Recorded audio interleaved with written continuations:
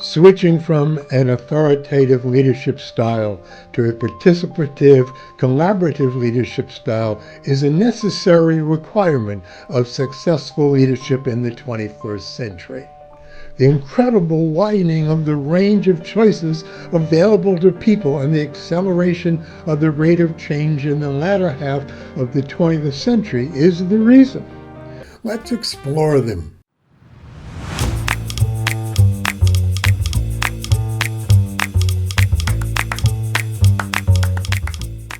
Hello, I'm Dr. Michael Broom. I'm supporting leaders and executives and teams to success for over 45 years now.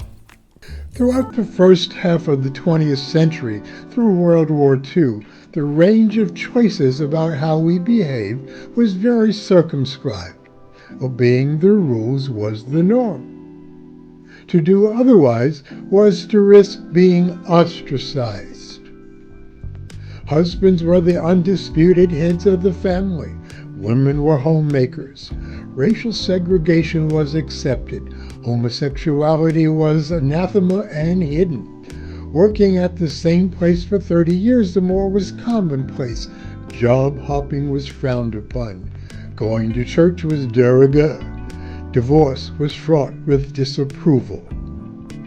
Formality in speech, letter writing, and face-to-face actions was the norm. Addressing people with titles like Mr. and Mrs. was expected. Please and thank you were imperatives. Business attire was conservative, meaning the suit and tie were standard. Deference to authority figures, including parents, teachers, bosses, religious leaders, was expected without question. All of that has changed. The relaxation of social conventions and the expansion of social choices has been driven by key factors since post-World War II. Economic changes, increased wealth, shifting job markets, and greater access to education have empowered people to make choices beyond rigid social expectations. High employment rates and increased salaries meant that employees had greater choice of who they would work for. Greater scientific and psychological understanding about human behavior, identity, and mental health has reduced stigma around personal choices, encouraging greater diversity in the ways that it is okay to express ourselves. There have been legal and policy reforms. Laws supporting civil rights, gender equality, and personal freedoms have dismantled many restrictions once enforced by legal and social systems. There have been great technological advancements.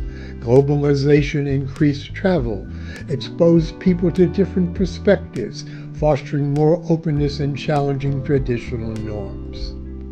The internet and social media have been strong contributors as well. Each of those items has contributed to new social values.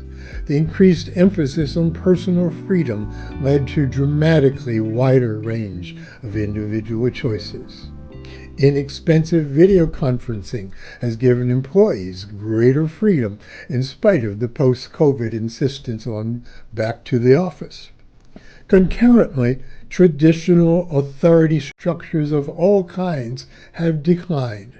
Religious and family influence over personal decisions has decreased, allowing individuals to define their own paths. In the world of organizations, we can see the shifts.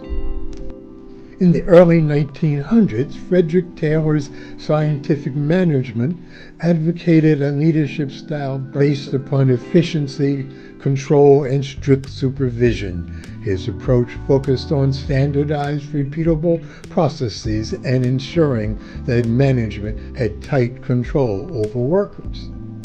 Then came the Hawthorne effect, a series of experiments that found that productivity increased when workers were given more attention. That was followed by the hugely popular hierarchy of needs of Abraham Maslow, suggesting that individuals are driven by a hierarchy of needs from basic physiological needs to self-actualization, and that the latter is what we all seek. Then came the death knell of authoritative management with Peter Drucker. He advocated very popularly decentralization, employee empowerment, and knowledge-based work. His influence shifted many leaders away from hierarchical structures to a more inclusive and collaborative decision-making. His thinking still dominates. They were not the cause of changing times, they were simply advertising it. The decline of traditional authority, though not complete, is certainly continuing as younger leaders replace older authoritarian leaders who are still struggling to make the change from authoritative leadership to participative, inclusive, and collaborative leadership. I hope you're already there. See you next time.